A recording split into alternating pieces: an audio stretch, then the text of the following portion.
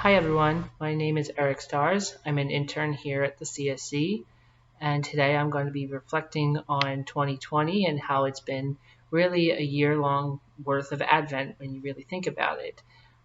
This past week, I was part of the CCMA Advent retreat, in which during a small breakout discussion, me and another campus minister were talking about what Advent means to us. And she said, a lot of 2020 is a lot like Advent in the sense that we're waiting and anticipating and preparing for something of what comes next. And when I began to really reflect on this, I realized how much merit there was in that. When we look back on this past spring, when we were first all in quarantine, we were waiting for when the states were opening up, and then that happened, and now we're sort of waiting for the vaccine. And many of us know people who got sick through the pandemic and waiting for them to heal and hopefully get their full strength back.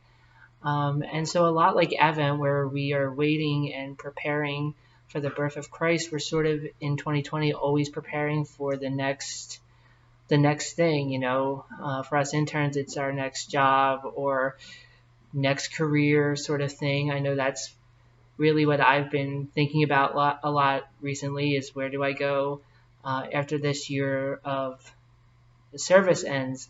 And there's been jobs and different paths like graduate school and graduate assistantships and just jobs in general. And so waiting for that next job of where I'm being called to next. And this year, I think more than ever, we all have had that experience of anticipation, whether it was with the election or with, as I said, the pandemic. There's been a lot of anticipation this year, not just in campus ministry, but in everyone's daily life. What will tomorrow be? What will come tomorrow?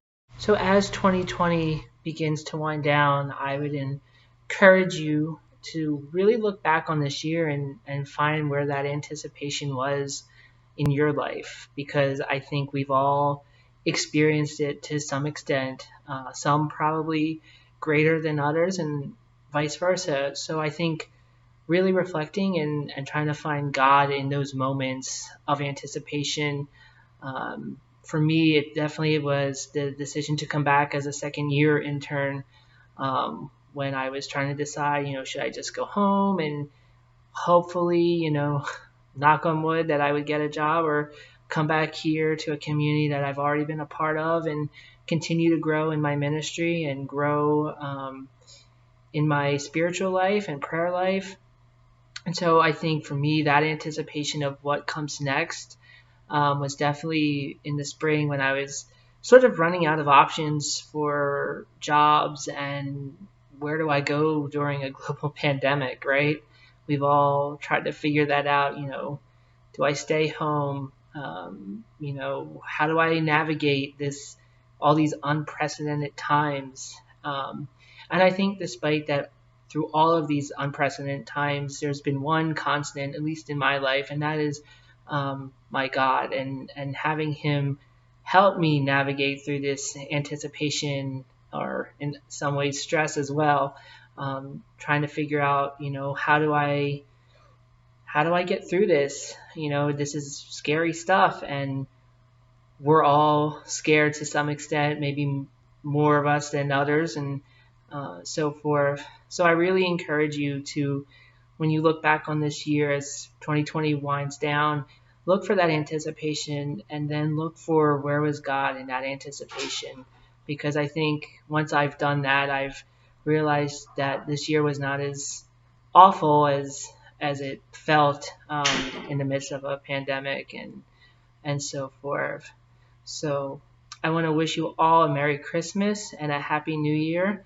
And I will see you all hopefully either virtually or in person with masses in the spring semester. So enjoy this time with your family virtually, or however that works out for you, and have a really blessed Merry Christmas.